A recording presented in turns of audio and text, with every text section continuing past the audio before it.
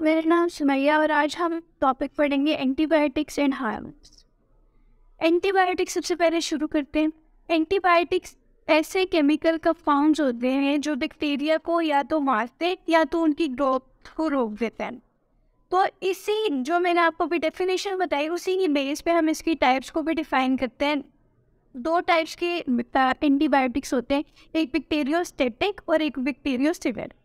अब स्टैटिक का वर्ड यहाँ पे भी यूज़ हो जाएगा ना, इसका मतलब होता है स्टॉप या रेस्ट। बैक्टीरियोस्टैटिक मतलब कि ये बैक्टीरिया की ग्रोथ को रोकते हैं, और बैक्टीरियोसिडन मतलब डेथ, ये बैक्टीरिया को मार देते हैं। ये बैक्टीरिया की ग्रोथ को स्टॉप करते हैं और ये बैक्टीरिया को किल कर देते हैं। और इसके बाद हम पढ़ेंगे बैक्टीरिया के ग्रुप्स। तीन ग्रुप्स में एंटीबायोटिक्स के ग्रुप, तीन ग्रुप्स में एंटीबायोटिक्स को हम क्लासीफाई करते हैं। पहला सेफेनोस्पोरिस, दूसरा टेट्रासाइक्लिन और तीसरा सल्फोनामाइड।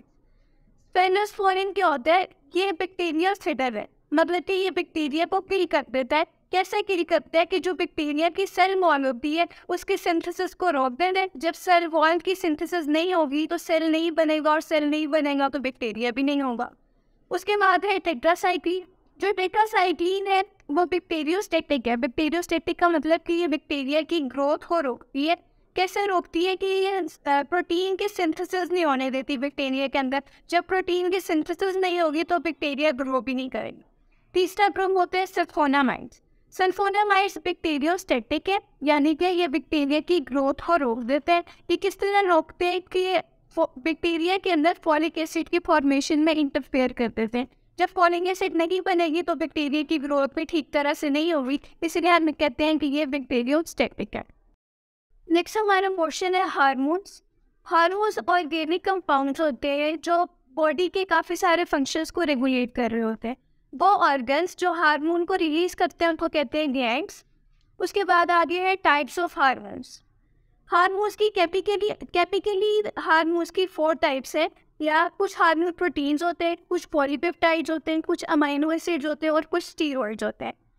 जो फॉर एग्जांपल जो इंसुलिन है वो प्रोटीन है, जो वेसोप्रेसिन है वो पॉलीपेप्टाइड है, एस्ट्रोजन ये जो टेस्टोस्टेरोन होता है वो स्टीरॉइड है, और थायरोक्सिन अमाइनो एसिड है। आती है हार्मोन की प्रॉपर्टीज़। जो हार्मोन है वो डायरेक्ट उस जगह पर रिलीज़ नहीं होती जहाँ पर इसकी ज़रूरत है, बल्कि ये ब्लड में रिलीज़ होती है। फिर ब्लड इनको इनके टारगेट तक पहुँचा देते हैं। और दूसरा फंक्शन इसका ये है कि ये केमिकल रिएक्शन को स्टार्ट नहीं करता, बल्कि उसको रेगुलेट करता है। स्टार्ट पहले से ही रिएक्शन होना चाहिए, बस आकर उसको रेगुलेट करता है। आगे है कुछ इंपॉर्टेंट ग्लैंड्स और उनसे सिक्रीट होने वाले हार्मोन्स, जैसे कि पिट्यूटरी ग्लैंड है। जो पिट्यूटरी ग्लैंड है ये हमारा एक ब्रेन का एक पार्ट होता है, हाइपोथैलेमस। ये वहाँ पर होता है पिट्यूटरी ग्लैंड, और इसकी शेप होती है, ये पी शेप का होता है। और ये जो हार्मोन रिलीज करता है वो है एक सोमेटोट्रोपिन, ऑक्सीटोसिन, वेसोप्रेसिन, और भी काफ़ी सारे हार्मोन्स हैं, लेकिन ये ज़्यादा इम्पॉर्टेंट है। सोमेटोट्रोपिन का एक और नाम है ग्रोथ हार्मोन। इसके नाम से पता चल रहा है ये ग्रोथ में बहुत ज़्यादा इम्पॉर्टेंट फंक्शन प्ले करेगा। ऑक्सीटोसिन, ये इसका फंक्शन होता है contraction of uterus during child birth.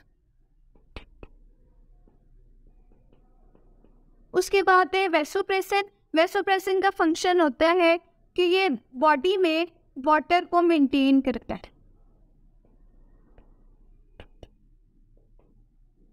या फिर हम इसको ये भी कह सकते हैं ये ऑस्मो रेगुलेशन करता है।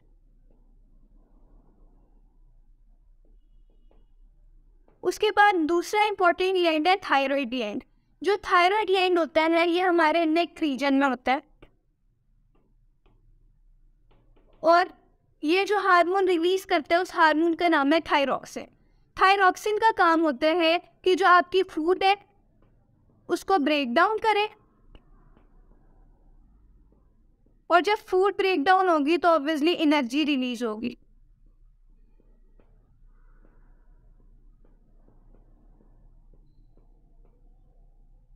उसके बाद जो एक और इम्पॉर्टेंट ग्लैंड है वो है पेंक्रियाज। जो पेंक्रियाज है वो 2 हार्मोन रिलीज करता है, एक इंसुलिन और एक ग्लूकागोन। जो इंसुलिन है ये हमारा ब्लड ग्लूकोज लेवल को कम करती है और ग्लूकागॉन बिल्कुल इससे उलट काम करता है, ये हमारे ब्लड ग्लूकोज लेवल को ज़्यादा करता है। ये दोनों एक दूसरे के उलट काम करते हैं। इंसुलिन ब्लड ग्लूकोज लेवल को कम करते हैं और ग्लूकागॉन ब्लड ग्लूकोज लेवल को ज़्यादा करता है। तो यहाँ तक था हमारा आज का टॉपिक।